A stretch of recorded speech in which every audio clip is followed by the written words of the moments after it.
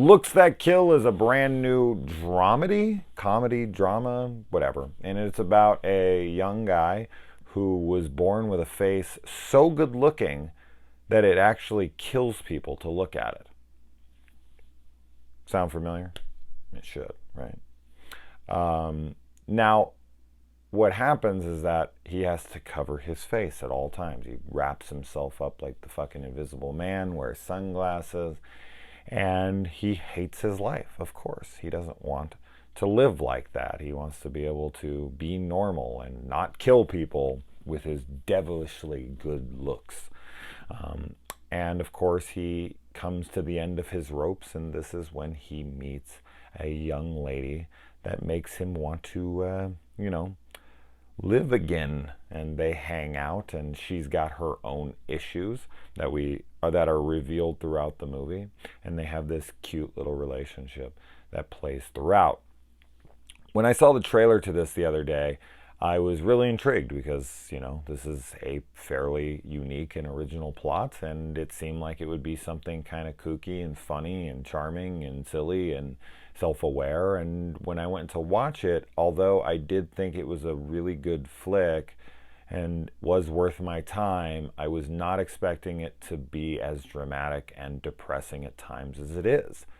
Really kind of fucking hit me in some places. I was like, damn, man, like, I didn't know this movie was gonna get this heavy. Like, shit. So I think that the trailer makes this movie, and that's not the trailer, like, that's not the film's fault that the trailer kind of misrepresents it. But yeah, the trailer very much feels like this is just going to be a super playful movie throughout. It's just going to be a bunch of laughs, and it's going to be pure silliness. But it unfortunately kind of goes in like a walk to remember kind of place, and you're just like, whoa, damn, man, this is like, fuck. you know but the characters are really, really good, especially obviously the young man here who has the face condition, the young girl who I recognize from like Slender Man and something else. I've seen her in a few things. She plays like she's like 17 or something in this movie. She's actually like 25, but she really does look young, man. I looked her up. I was like, really? This girl's 25? Jesus Christ, she looks, around the age that she's playing in this movie. And then he also has a friend who I recognize from a few movies, an Asian kid who plays his best friend. He's like the comedic relief of the film. He's like the player of the movie who's constantly hitting on every girl that he meets. And he does add a decent amount of comedic relief as well as just kind of charm that he brings to the movie and the character. And then you've got the kid's parents who bring in different dynamic. They bring a little comedy, they bring a little humanity to it, and the dad becomes obsessed with this board game, and the mom's basically just kind of a mom throughout, and it mostly just it centers itself on this kid and this girl's relationship. So it's like a romantic comedy drama with a unique plot, and it kind of goes into more depressing, sad places than you would expect. But I do think at the end, though, I did have to say that I did enjoy the film a good amount, mostly because of the really strong characters and performances.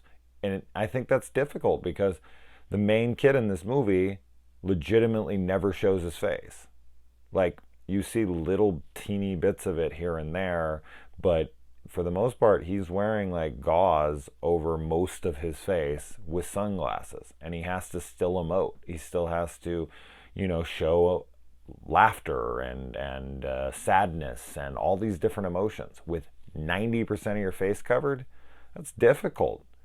People could be like, well, it's less difficult because people can just make up whatever. No, he sells it. I always knew when he was I always for sure knew when he was happy. I knew when he was sad. Like, it was very obvious. So it's a much better performance than I think anybody's going to give credit for.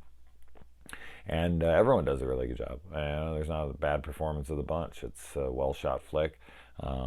It's technically well made, good production value, good acting, decent story. I just. I'm glad I guess I'm glad that it kind of went in directions I wasn't expecting it to, but that doesn't negate the fact that it still went there, and I was like, damn, like I just sat down to have a good time, and now I'm not having such a good time, you know. But it's definitely worth a watch if this is the kind of film that you're into. I know that this isn't typically the kind of film I cover on the channel, but you know, I just watched it tonight and I was like, ah, fuck it, I'm just gonna talk about it. I was like, ah, should I? And then I'm like, I actually unplugged the phone. I was like walking to the bed and I was like, ah, fuck it, I'm just gonna talk about it really quick.